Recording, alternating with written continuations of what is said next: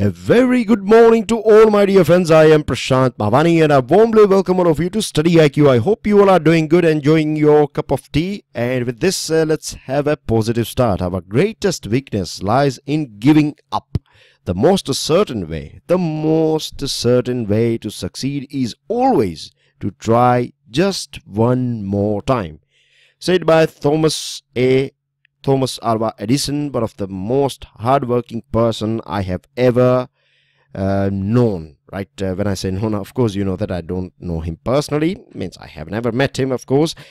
But I have read many books in which you find example of Thomas Alva Edison. And one of the things that you will find is in him, the special thing, he was so hardworking. He has failed many times, and I have seen this thing as well in my life. I have experienced it as well, that if you really, it sounds a sort of cliche, but this is true, that the time when you stop thinking about your failure or success, if you're just carrying on, if you're just working without caring about result that much, then you will find that you will enjoy the process and you do succeed as well.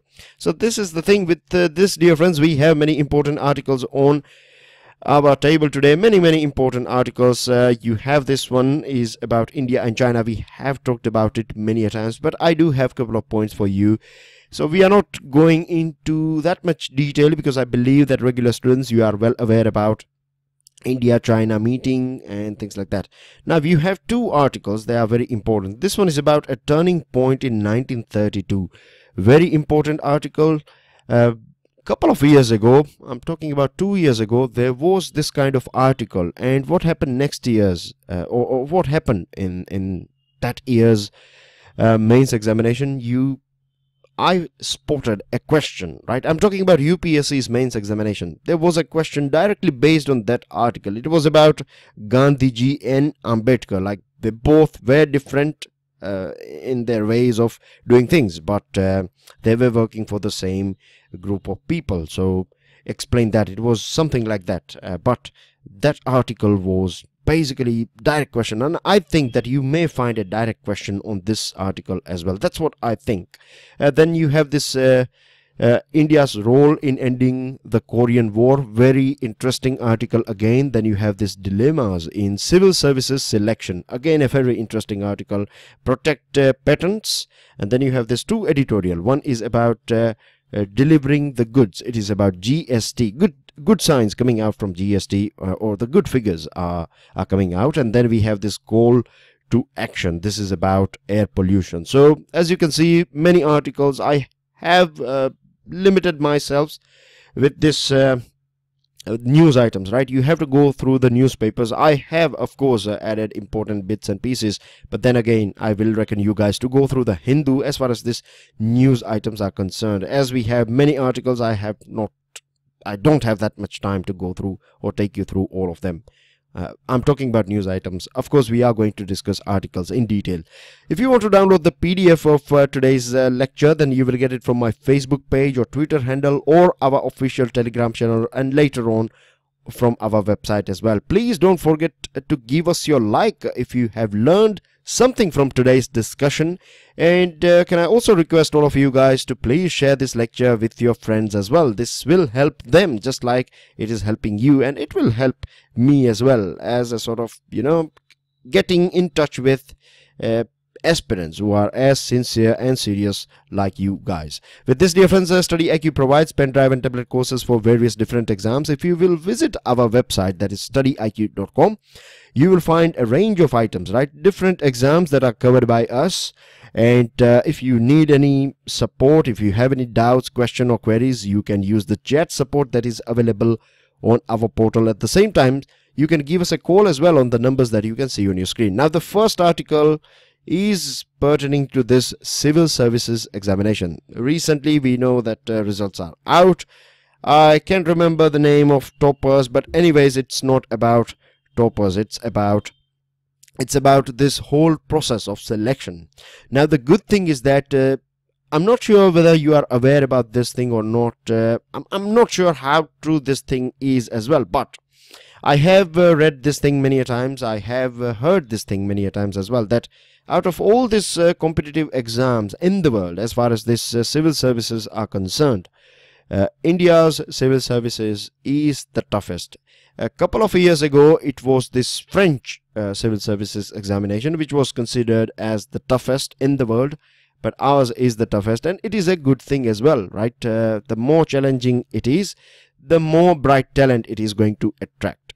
The other thing that I would like to add here is that we are lucky as well that we have got this system in our country. Now, of course, you have both these sides of our coin, right? You have this good side and the bad side. The good side is that at a very young age, you can take a leadership role in our country. So this is a very good thing. And the good thing about UPSC as well, and so far we haven't seen any sort of scandals, right? So this is again a big achievement, or else, you know, the way things are going on in many state public service commission, you know, money, you throw money and you will get a job. This sort of things are going on, and it's not just me saying it. There are many reports as well.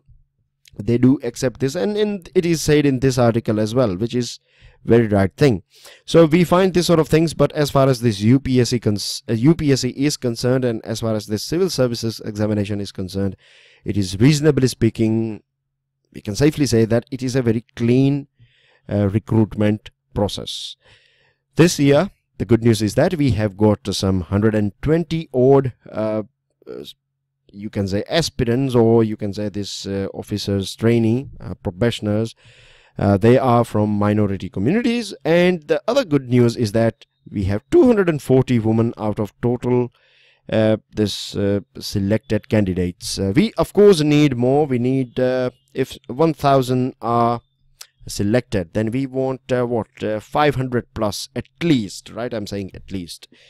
Anyways, so this is the thing so far. Now the thing is, we cannot say that the whole process is faultless system.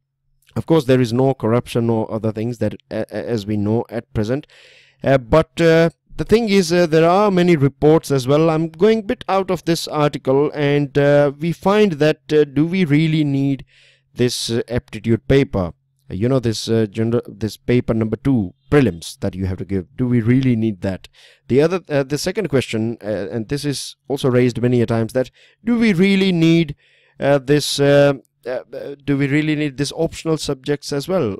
So this is the thing. Then there is also a sort of argument, or you can say that people are requesting this thing, or people are arguing basically that you should have different, as far as this IPS is concerned, as far as this IFS is concerned, you need to have some specialized examination. Because what happens is that once you join Indian Police Service, or Indian Forest Service, or Indian Foreign Service, right, these services are you can say they are specialist services, right? And as far as this IAS is concerned, you can be anywhere. You can be in Home Ministry, you can be working in other ministry, finance ministry, etc., right? So as an IAS officer, you are more like a generalist, right? But when it comes to IPS and IFS, you are going to become more specialist. So if, say for example, IFS, or if you are planning to become an IFS officer, then your examination should have more questions on geopolitics and things like that. And as far as this IPS is concerned, then internal security and other things. So these demands are already there, and this is again a very right thing. I'm not sure whether you are aware about this thing, but one of the reason, right? One of the reason why we don't have IPS services are not that good. When I say not good, or not that famous, or not that efficient, is because what we find is people who are hoping or aspiring to become IAS officers, when they don't make, or when they don't have this good rank to become IAS officer, they choose IPS services. And this is one of the main reasons why we have a weak leadership in IPS. And again, if you go through many books written by, like say for example, Julio Ribeiro's Bullet for Bullet has talked about this thing, that the reason why we don't have this good IPS officer. So there are many things, and there are many faults as well. Then you have this problem of age limit. One argument is there that now you know that 32, 35 age limit is allowed. So what happens is that when you are already 30, 32, it's not that you are not in a young bracket. Of course, you are very young when you are 32, because the way things are going on at present, it's not considered as too old nowadays. But then as well, you have formed some sort of opinions and views and things like that. So it will become a bit difficult. You are not that fresh, or you can say your slate is not that clean. You have some sort of paintings or some sort of colors already on your canvas, so it will become a bit difficult. But when you are young, like 21 or 21 to 25, between that range, then there are high chances that this whole training process will produce some good quality results. That's what they are saying. It's not always necessary. Again, you can have a big debate on this thing. Then of course we need this thing as well, which is lacking at present in our country. It is called lateral entry. That means, say for example, if you are expert in investigation, if you are Sherlock Holmes kind of person, or if you have some extraordinary knowledge about foreign relationship and things like that, then how about giving you a sort of entry, lateral entry? It could be via examination, it could be based on your achievements. If you have done a PhD or something, there should be some sort of criteria. So in this way, what will happen is that we will get those experts as well. Now a person will not be as good in this general studies like economics and everything, but a person could be good in one particular subject. And if a person is having this extraordinary knowledge about this thing, about police services or riots, or means security, it's not just about riot but security or foreign relationship, then you can train that person, and then you can have this lateral entry as well. So this is something I think that at present, of course, this whole selection process is going on with this competitive exam, but in future we are going to see more lateral entry. We have already seen in this 2014, after 2014 Modi's term, we have seen this Niti Aayog, Arvind Pangaria and other people, right? They are basically what you call lateral entry people. Then other big problem is lack of sensitivity.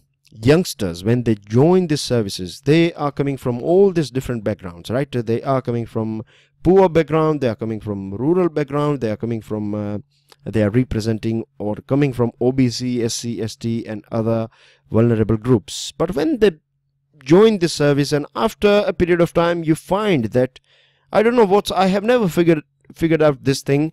I have seen people, right? I have literally seen some of my students as well in the past. I have seen them. They used to be even today, they are a very good human being. But when it comes to trust, you cannot trust them when it comes to money, they have become a bit of insensitive, or you can say corrupted, once they have joined the system. I don't know how the training is going on. Means, of course, I know the training and other things, but there is this thing, right? We find political interference, we find this public servant becoming corrupted and things like that. And this is basically adding, it is known as steel frame of our country, of our democracy. And it is basically not stainless steel. You find a bit of rust as well, many a times, and in different parts. So this is a sad thing. There are many things that need to be sorted out. Now coming on to this delivering the goods, it is about GST. Collection has been good, right? Collection has crossed 1 lakh crore in this April's month. The collection is very good. 1 lakh crore rupees is not bad at all. The other thing is that if we go through the number of taxpayers, then it has gone up as well, which is very good. The other thing is this is considered, this 1 lakh crore is the highest collection so far since this introduction of GST in the month of July 2017. Tax compliance has gone up as well. So all these things are doing well. Of course, you know that you have 4 slabs of GST, and then you have this neutral slab as well, that is 0%.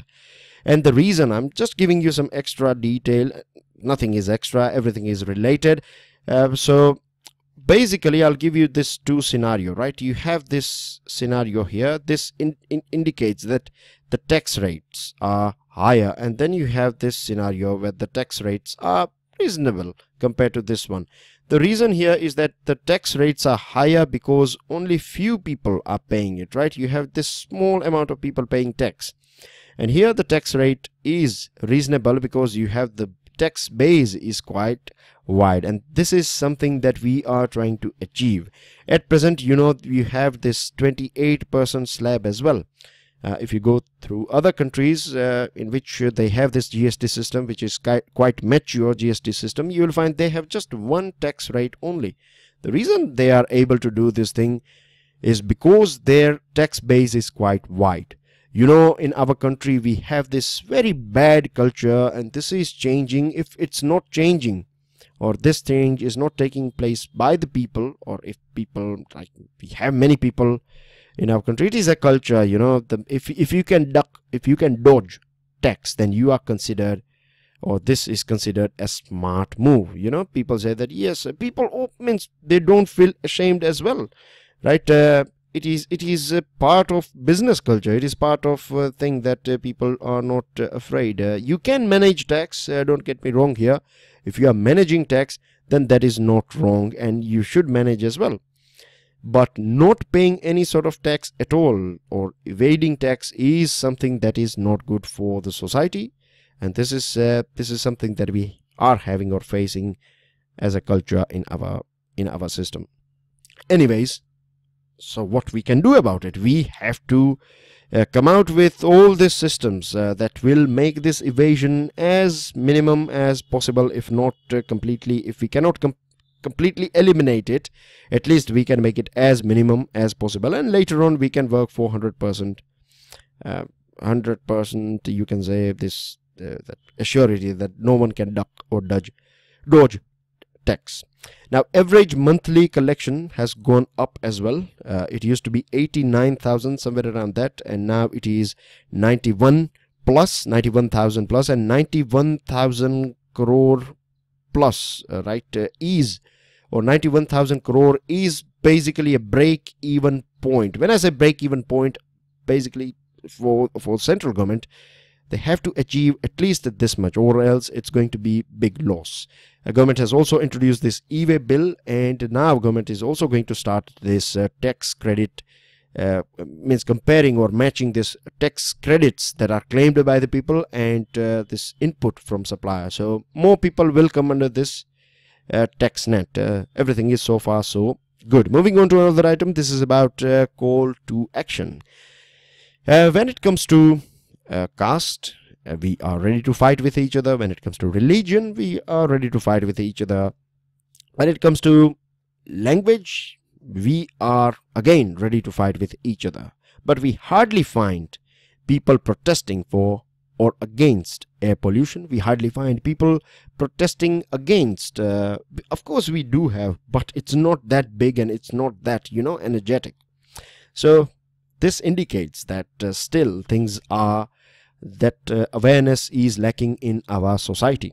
Because as per this World Health Organization, WHO's latest report, 14, right, out of this 20 most polluted cities in the world, 14 are from our country, India. I don't know whether we should celebrate this thing because we have got this achievement, or we should slap our own face. The thing is, when it comes to this PM 2.5, and let me throw some information now. It may look bit, you know, but anyways, let me go ahead. You know, the hairs that we have in our nose, right? Their size is 70 to 80 or 90.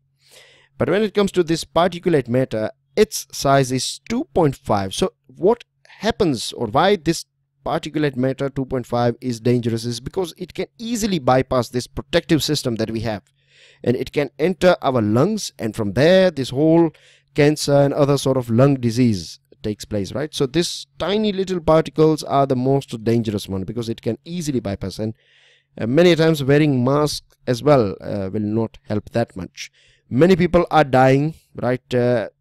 As per 2016, if we go through this report, in 2016 4.2 million, that is 40 lakh plus people died, and 3.8 million people succumbed to dirty cooking fuel. Can you imagine this thing? Just using this cow dung and wood for fuel for cooking, right? It was basically killing 3.8 million, nearly 40 lakh people in our country.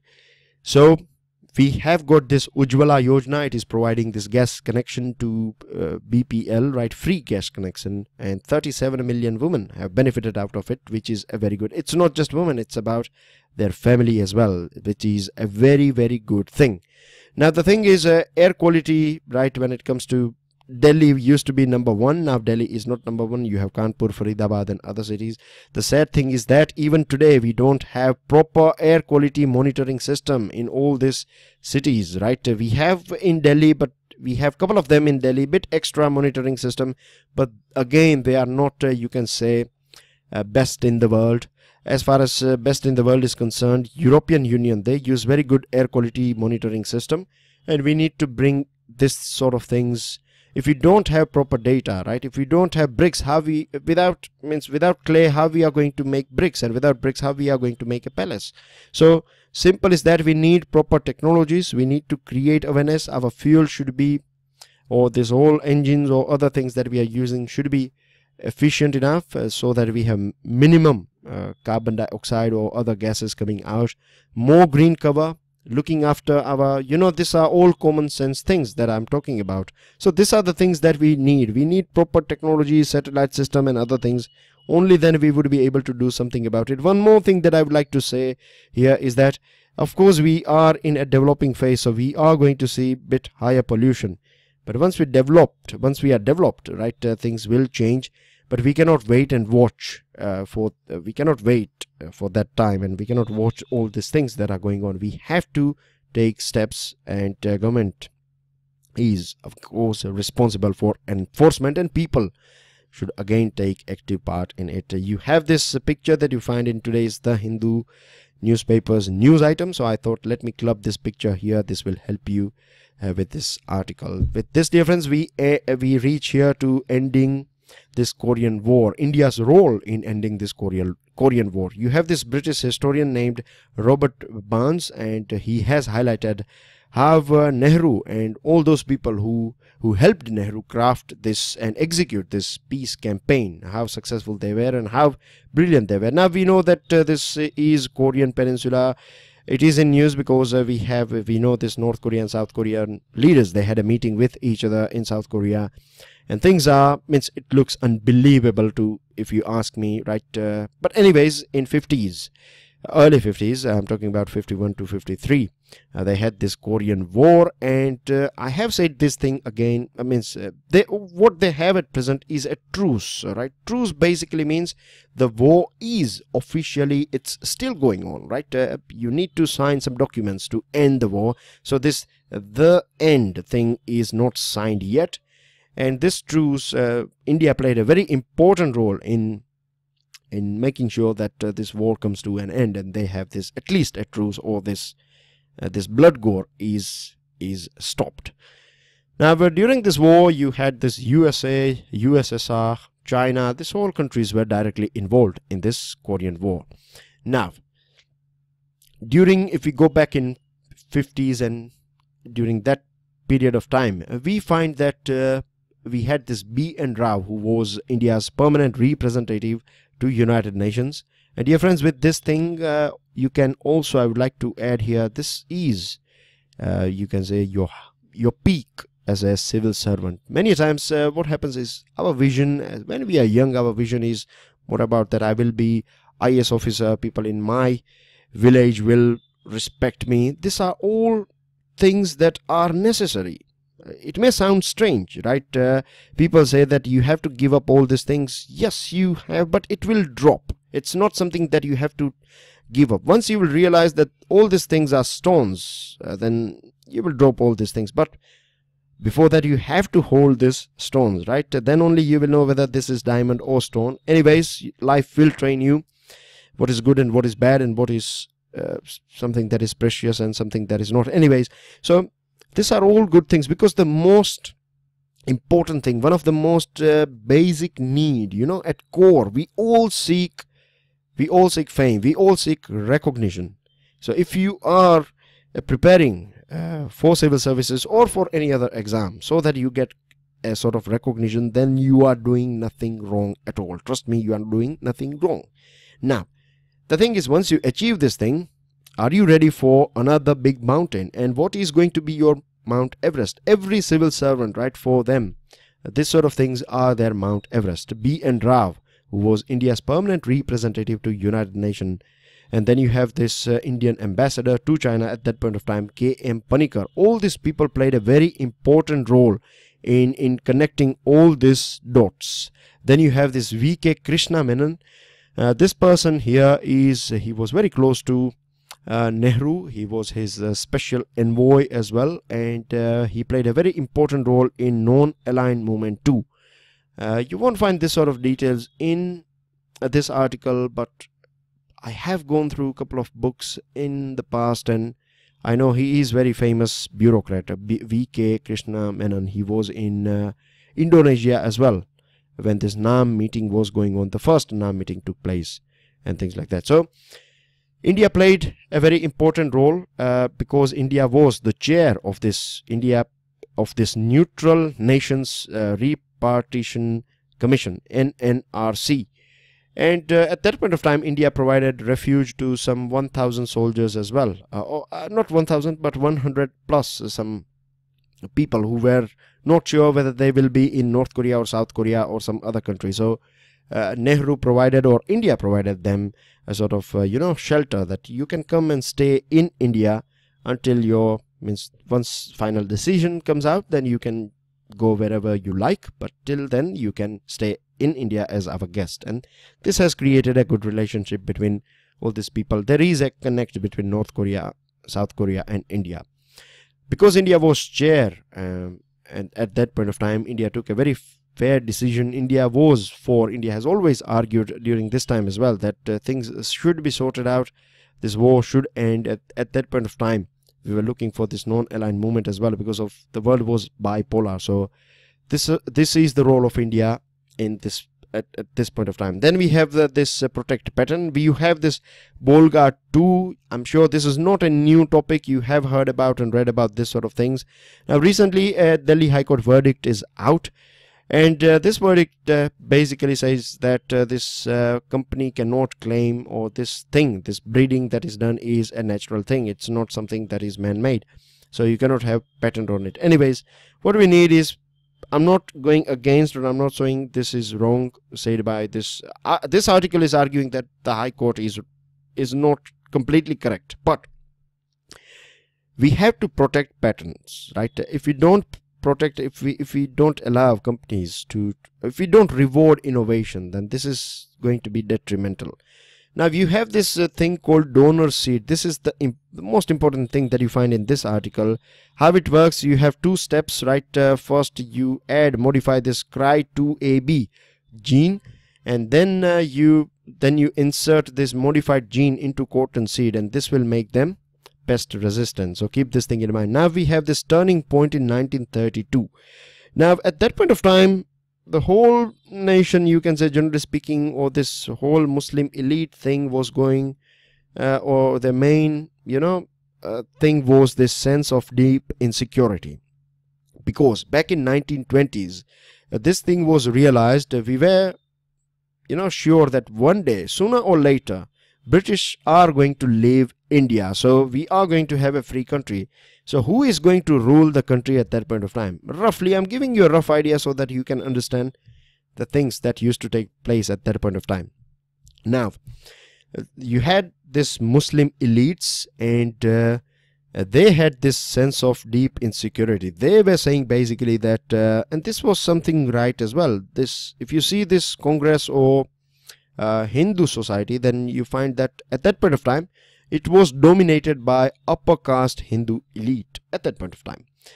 And this Muslim elite were saying that this upper caste Hindu elite, they have an upper hand, they have advantage because they are in majority, they have power, money, etc. So as far as this politics is concerned, they are going to have this advantage, and this is something that was not acceptable to this Muslim elites. So they were not happy with this thing, and they asked for separate, they said that Muslims have their own problems, we are different religion, we have our own things, etc. So Muslims at that point of time, this Muslim elite people, they asked for their own, separate leaders, and they will vote for their leaders only. Like Hindus cannot vote for Muslim leader, and Muslim cannot vote for Hindu leader. So this was the thing. Now again, this British government was happy about this thing, because it is basically divide and rule, isn't it? If you can divide Hindus and Muslims, then this is going to be great for Britain. So this was well accepted by Britain. Now later on, you had this in 1930s first round table conference, and then 31 and 32 you had second and third. So during this round table conference, I think it was a second round table conference, Ambedkar asked about this thing, that Dalits should also have separate voting rights, that they should vote, they should have their own representative, right? There should be quota for Dalits, and Dalits will be voting for Dalits only, or this depressed classes will be voting for depressed class representative only. Now this was accepted by this means at that point of time Ramsay MacDonald, who was Prime Minister of Britain, he said that in 1932 he accepted this thing, that okay, if you want, then we can do this thing. Now this is something that was not acceptable to Gandhiji, and the thing is, if you look at that point of time, vote is not something that everyone can give, right? Only 13% of Indian population was eligible for vote. If you have property, you have property, education and things like that. So Gandhiji has said this statement as well, that he cannot understand. Gandhiji said that I cannot understand that a person who has worked hard, who is honest, this sort of things are not considered for voting, but a person who has property is considered that he can give vote. So this was a quote of Gandhiji, and I'm sure you might have came across this quote as well. So at that point of time, this sort of situation was there, and one of the reasons, let me explain so that there is no wrong signal that Baba Ambedkar was trying to divide the society. No, he was sure about this thing, that if this Congress and other parties, you find most of the time this Congress party used to have this elite class. So he was worried that if no one is going to represent them, means they will never reach at the top. So he thought that he should have this sort of system. Now Mahatma Gandhi was not happy about it, and his stand was that it is basically promoting this or British government will exploit this divide and rule sort of thing. So he went on for a 21-day fast, and his health was deteriorating. I'm taking you through this whole big chapter of history. So his health was deteriorating, and people were angry. This elite Hindu people were angry against Dalit. And Baba Ambedkar was again, he stood his ground, but he realized that if something goes wrong, if Gandhiji will pass away, then the people of our country or the Hindus will never forgive, they will blame Dalits for this thing. And he was also aware that it will break a riot. So he visited this Pune. He visited this Yerwada jail in Pune, and then the Pune Pact was signed. So what this article is trying to say is that we could have avoided this partition if we would have accepted this separate votes for Dalit. This is what this article is trying to prove, or trying to say, that what Muslims were seeking at that point of time, this Muslim League people, this Muhammad Jinnah and his followers, that if you have these three players, right, you have Hindus, you have Muslims, and then you have Dalits, then it was saying that Muslim League was, of course, knowing that because of population and other things that we have discussed, these Hindus were having upper hand. But if Muslims and Dalits have a different voting thing, then they can match up, right? They can have a sort of coalition, and they can be equal. So this was this whole idea. But because this thing failed, then we saw this partition demand. Then we have this China-Pakistan economic corridor. Here you have this Siliguri corridor. Siliguri corridor is here. It is also known as chicken snack. So when this Doklam thing was going on, it can directly, if this portion is with China, then it can directly bombard this portion just in case in future, and then this whole northeastern portion will be out of our reach, and then it can be taken by China. So this is a very strategic thing, Siliguri. The good outcome is that we are going to have more this sort of chat with each other, and this is Nehru termed this India-China relationship as spine of Asia, and we don't want any sort of cracks in this spine of Asia. You have some important news items here, dear friends. We are absolutely beaten by clock, so I'm being just showing you here, right? Please help yourself with it. This is your answer. I have gone through your answers. You have Ashok, who has explained picture analysis.